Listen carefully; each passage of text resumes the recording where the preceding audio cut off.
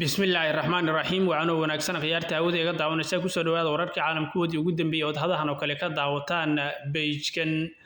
waa 26 bisha afraad 2026 maalwareedkan waxaad ku daawan doontaa macluumaad ku saabsan maxaa ka dhacay Washington wararkii ugu dambeeyay isku dil la doonayay in lagu kharijiyo madaxweyne Donald J. Trump iyo toogasho dhacday ayaad maqli doontaan intaan ku soo gudbin qodobkaas faahfaahsan fadlan maqaalka leega saar oo iska share garay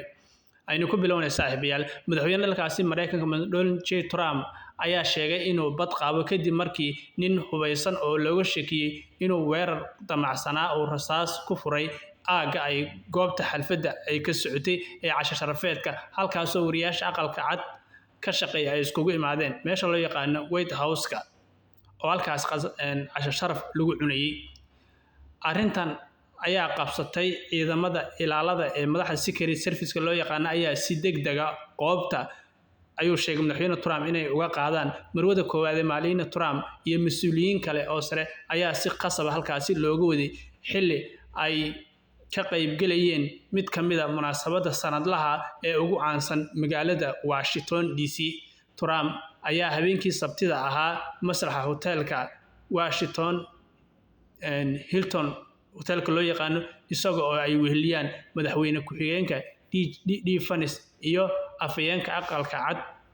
ay weheliyaan iyo mas'uuliyiin kale oo ka tirsan wariyaasha aqalka cad markii si lama filaan ah loo maqlay dhawaaq rasaas oo xoogan xilli martidu ay ku sugnaayeen cuntayn howlka weyn ee munaasabada ay ka dhacaysay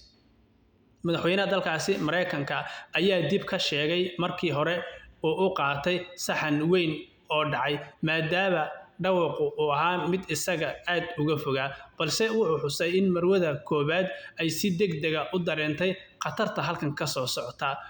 waxaan u maleynayay buu yidhi markii hore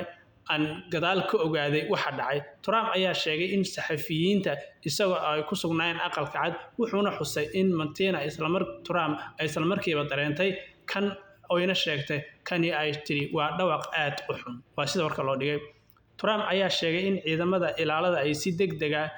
ay maslaxa ay uga saareen wuxuuna xaqiijiyay in ciidamadu ay qabteen shaqsigii laga shakiyay oo ahaa mid 30 jir ah markii la baaray kadibna waxa la sheegay in uu yahay shaqsi ku dhashay California oo 30 jir ah oo madaxa looga jira ayaa la sheegay waxaana ilaalada gaarka ah ka badbaaday liiri xabad meel dhow kaga dhacday jaakadiisa xabadda celisa waa sida warka loo dhigay saaxiibayaal halkaasi waa markii labaad ee madaxweyne Donald Trump uu la kulmayo dhacdo sidan oo kala ah isla markii Donald Trump wuxuu sheegay inaysa weerarkan Iran aysa ku lug lahayn waa sida warka u dhigay saaxiibayaal bal macluumaadkii kale ka soo cusbanaada maqaalada kale ay ku daawan doontaan fadlan maqaalka laga saaro share